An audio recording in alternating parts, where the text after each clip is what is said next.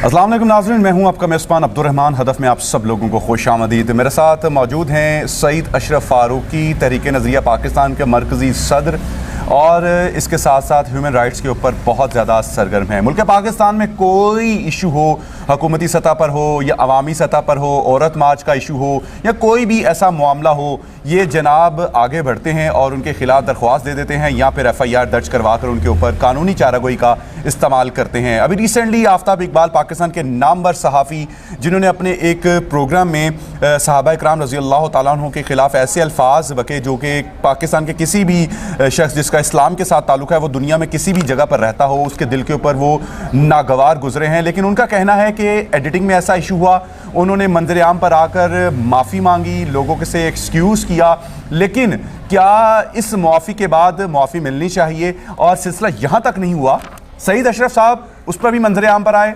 दरख्वास्त मेरे हाथ में है, इन्होंने एप्लीकेशन दी और सिर्फ एप्लीकेशन पुलिस स्टेशन तक महदूद नहीं रही, उसके साथ साथ पैमरा तक भी गई। और अभी बहुत ज़्यादा प्लेटफॉर्म ऐसे हैं जैसे कि हाई कोर्ट है, सुप्रीम कोर्ट है, या और ऐसी अदालतें हैं जहाँ जहाँ से कानूनी इस्तेमाल करते हुए इसका एक्शन लिया जा सकता है, ये उसका इस्तेमाल कर रहे हैं। हमने आज इनको इस वजह से यहाँ मदऊ किया है कि आखिर ये सारे इनिशिएटिव ये खुद क्यों लेते हैं। ये बताइए कि जितने भी इश्यूज़ हो, जैसे कि मैं अपने अभी इंट्रो में भी बताए हैं, तमाम जगह पर आप एप्लीकेशंस मूव कर देते हैं, कोई इस चीज़ मामले में आपकी कोई ख़ास फंडिंग है कि बैरून ममालिक की जानिब से, या पाकिस्तान में कुछ लोग अपने आप को सोशल मीडिया पर या डिफरेंट प्लेटफॉर्म पर हिट करने के लिए भी ऐसे मामला करते हैं? तो सबसे पहले मेरे व्यूवर्स को ये बताइए कि आपका इनमें से कौन सा एजेंडा है जिसके ऊपर आप काम कर रहे हैं? सबसे पहले तो बहुत शुक्रिया आपका अब्दुर्रहमान भाई।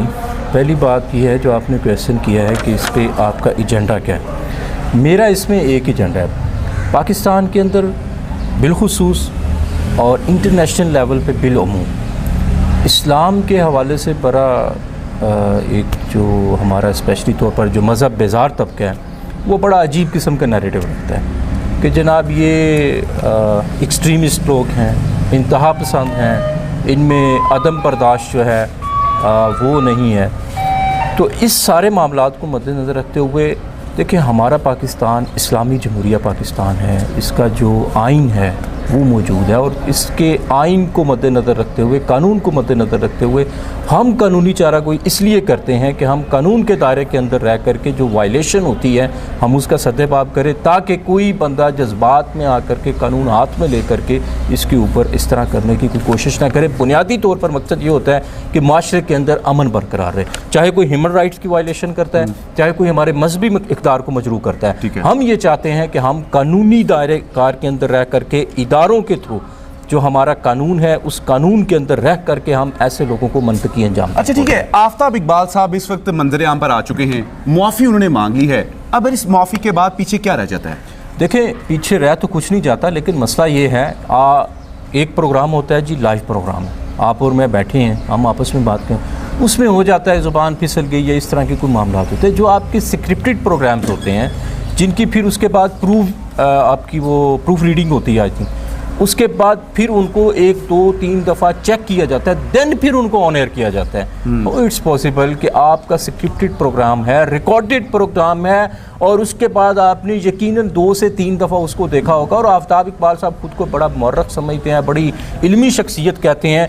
जब लोगों ने इसके ऊपर आवाज़ उठाई तब उनको पता चल गया कि ये मुझसे मिस्टेक हुई है, ये एक अहमकाना एक अमल हुआ है। पहले उन्होंने जब 2-3 बार उन्होंने देखा होगा तब उनको नहीं पता होगा, और ये कोई छोटी बात है या ये कोई छुपी हुई बात है। ज़ाहरी तौर पर आपने सहाबा इकराम रिज़वानुल्लाह ताला अलैहिम अजमाइन को टारगेट कर दिया है। एक मुझ जैसे कम इल्म बंदे को आपको पता चल गया, आम बंदे को पता चल गया, तो वो पढ़े लिखे बंदे को नहीं पता चला कि मैं क्या कह रहा हूँ। अब आकर के उन्होंने कह दिया एक्सक्यूज़ कि ये उनका और अल्लाह का मामला है। मसला ये है अब्दुर्रहमान भाई, पाकिस्तान के अंदर जो भी बंदा उठता है, मैं इसके ऊपर आपके सामने रिकॉर्ड रख सकता हूँ, आएंगे आकर के सहाबा इकराम रिज़वानुल्लाह ताला अलैहिम अजमाइन के ऊपर या मजहबी जो हमारी शायर हैं उनके ऊपर बात करेंगे, हमला करेंगे, उनकी नमूज़ के ऊपर कीचड़ उछालेंगे, और बाद में सिंपल सी बात है कि जी हमसे गलती हो गई, हमें माफ़ कर दो।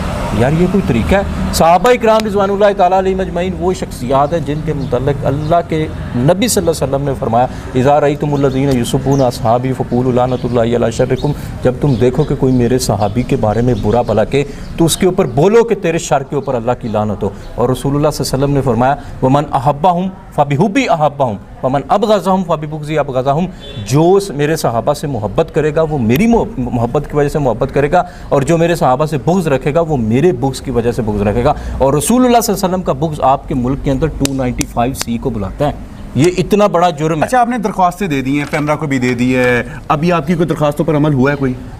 हमने पैमरा में भी एप्लीकेशन दी है, FIA में भी दी है, हम इसके ऊपर देख रहे हैं। FIA की तरफ से मुझे आज कॉल भी आई है।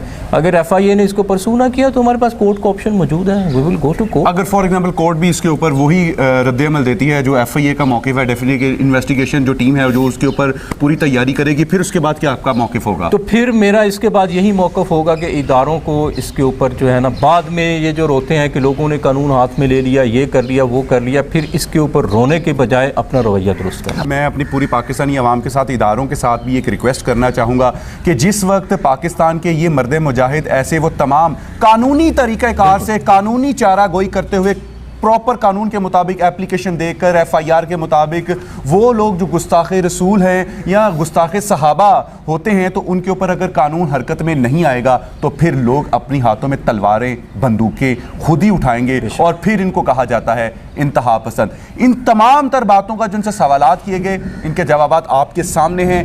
फीडबैक से हमें ज़रूर अपडेट कीजिएगा। इंशाल्लाह मुलाकात होगी। इजाज़त दीजिए अपने मेज़बान अब्दुर्रहमान को। अल्लाह हाफ़िज़।